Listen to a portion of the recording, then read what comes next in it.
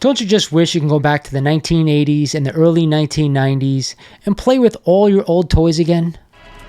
Welcome back to another video.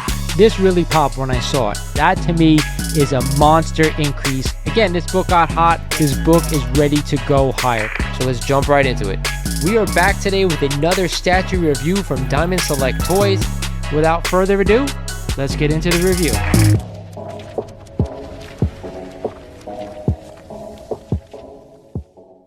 Ah yes, vintage toys. Where would we be without them? As you guys know, this is Lawrence over at Mighty Comics and Collectibles, and I want to thank you guys for joining me for another video here on the channel. Today we're talking sealed toys from the 1980s and the 1990s, and I have a few whoppers for you guys today. With that said, before we get started, I remind you guys, if you're not a current subscriber of the channel, do yourself a favor, hit that sub button. I can guarantee you, you will not regret it. I want you to do me a solid though, smash the like button for me. It really does help the channel out. We're trying to grow to get to 10,000 subs by the end of the year. With that said, let's check out what I pulled from the Toy Vault this week.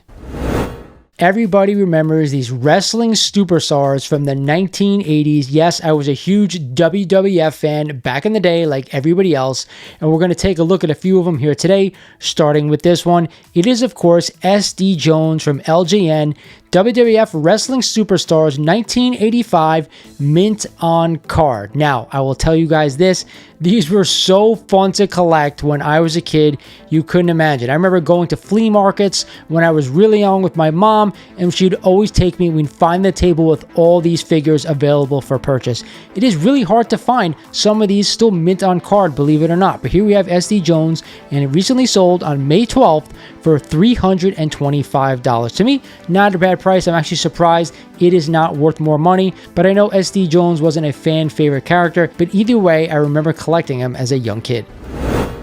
Up next, I know everybody remembers his favorite WWF superstar.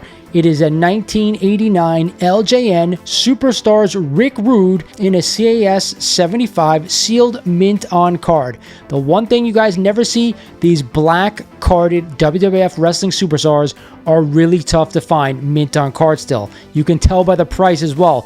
This one sold on May 11th for an insane $2,499.99. I will tell you guys this, I recently saw a raw one of these go for sale, and it went for a pretty penny as well. This one being graded, of course, jacked up the price, but regardless, these black carded figures are so hard to find right now. I'm not too sure why, where the blue ones are readily available. I see a ton of them on eBay, always available for sale. And I believe this is the holy grail when we're talking about wrestling superstars, carded action figures. Here we have a Hulk Hogan red shirt, 1989 LJN Grand WWF Wrestling Superstars figure in an AFA 85 mint on card, brand new. The one I was speaking about earlier that sold that wasn't graded was actually also a Hulk Hogan red shirt on a black WWF Superstar card. It sold for quite a pretty penny. This one went for $7,655 on an insane amount of bids, 39, and it sold on May 11th. When we're talking about LJN figures and we're talking about wrestling figures, this one is the one to get. Would you pay almost $8 grand for a carded WWF LJN Superstar if it was ultra rare? Up next, let's talk about one of my favorite cartoons that I ever had growing up as a kid, and of course, the 5 lions that made it up. We're talking about Voltron. Vintage 1980s Matchbox Voltron 3 Deluxe Lion Set with box. So no, this is not sealed. It is not brand new. I could not find one of those that sold on eBay recently, but here we have this one. It is definitely beat up. The box is beat up as well, and it only ended up selling for a crazy $151.38 on 33 bids, and it sold on May 22nd. I need to know how many of you out there actually had a Voltron 3, or did you have the Lion Bot that came out, I think, prior to this thing? I need to hear this because I actually myself had a Lion Bot. I did not have a Voltron 3, although I did have a Voltron 1 and 2, but I found this one to be ultra hard to find, and I remember searching for it when I was a kid. Either way, I spent hours and hours and hours assembling Voltron, playing with Voltron, and watching the TV series. I had a ton of fun with these toys.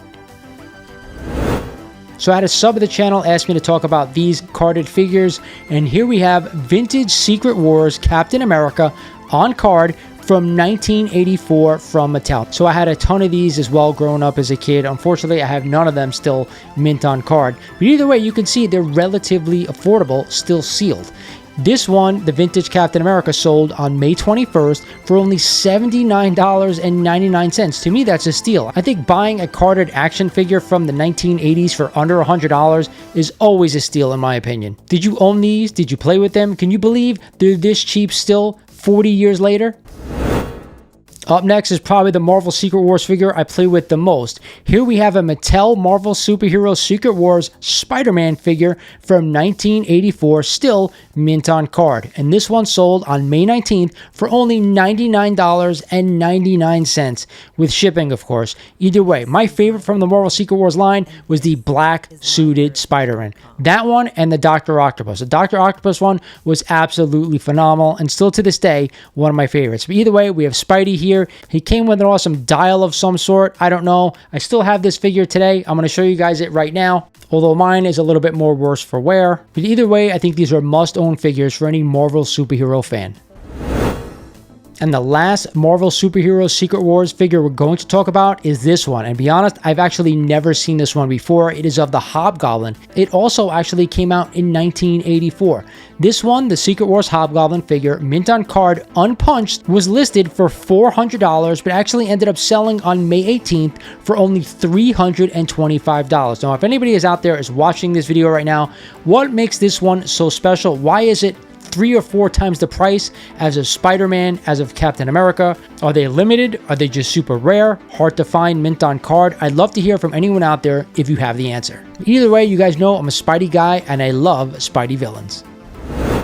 And we're going to end this video talking about some action figures which have just actually been re-released by Todd McFarlane. But these are the vintage line we're going to talk about today. Here we have a 1985 vintage Superpowers the Joker action figure from Kenner. Now this is a 23 back mint on card. We've talked about backs before here on the channel and how it relates to the value of these vintage toys. Either way, this Joker action figure sold on May 13th for only $135. If we go ahead and check out the card itself, you can see on the top right hand corner there is some damage to the front of the card, but either way, for around $100 to get a vintage 1985 steel seal figure with a clear bubble, I think is a fantastic deal.